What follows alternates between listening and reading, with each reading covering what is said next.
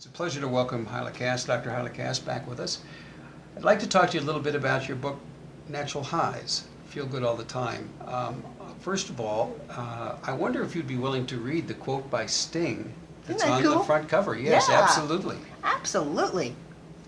All human beings want to be happy. Countless numbers of people seek refuge in stimulants, depressants, drugs, alcohol, coffee, sugar, dope, and ecstasy.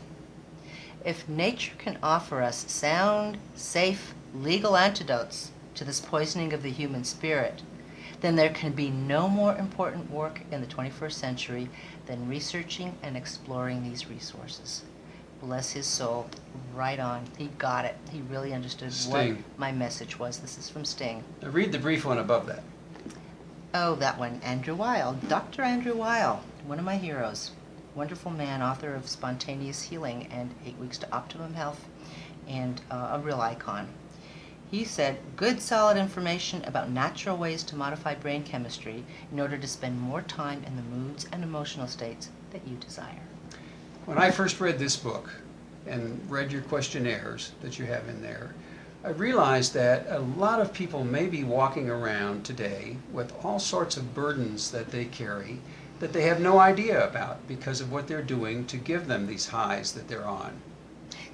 Yeah, it's kind of interesting. You know, our society is built on sugar, alcohol, dope, drugs, whatever, and we have this whole rampant addiction issue. And the way I see it, addiction is really people looking for a solution to feeling bad. They don't feel right. So they're looking to be balanced, just to be normal. You know, a lot of people drink alcohol because they're so nervous, they're so tense, or they have such anxiety about some old trauma or about living their life, whatever's going on, that they're self-medicating. And I'm saying you don't have to self-medicate with these substances that are addictive. You actually can find out what specific nutrients are deficient in your own body and replenish them. And then you don't have the cravings. Now, true, I want to tell you there is PTSD, post-traumatic stress disorder. We do have emotional issues.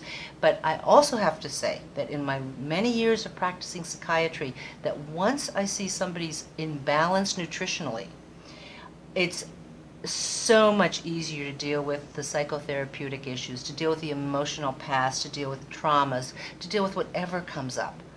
Because you are working with a full brain, that your brain's operating on all cylinders.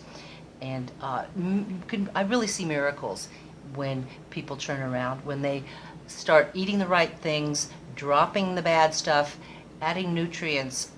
The people are changed, and they no longer have the cravings for the bad stuff, because the bad stuff was simply a way of self-medicating. So basically, your goal is to get people back to the exuberant lives and the appreciation of those lives that we had when we were kids, right? Yeah, kids are natural. Unfortunately, kids are being given a lot of crappy food and they're not doing so well. But in our natural state, look at kids. They're joyful, they're spontaneous, they're curious, they're right there. When they're happy, they're happy, they're sad, it goes away, and you know, they're on to the next. And we're uptight, we have a lot of baggage, and we're grabbing pills left and right. Not a good way to live. We need to start feeding our children and ourselves. First of all, feeding ourselves right is a very good start. Getting enough of the right proteins, which provide amino acids, get enough of the right fats, like fish oil and flax oil, and the right carbs from vegetables and whole grains, as opposed to the sugar and white flour that we're eating so much of. Do that, and there's going to be a tremendous difference, just the fats, carbs, and proteins, in how your brain feels and how your emotional well-being. It just really pulls together when you're eating properly, believe it or not. And you're also really saying we shouldn't cover up all the stress that we have. We should find a way to deal with that stress as well, right? You know, my background is a psychiatrist, even though I'm practicing a much larger scope of medicine at this point. But things like meditation, exercise, massage, running, listening to music, dancing, there's so many things that we can do that can enhance our brain chemistry. We don't have to be slaves to our addiction.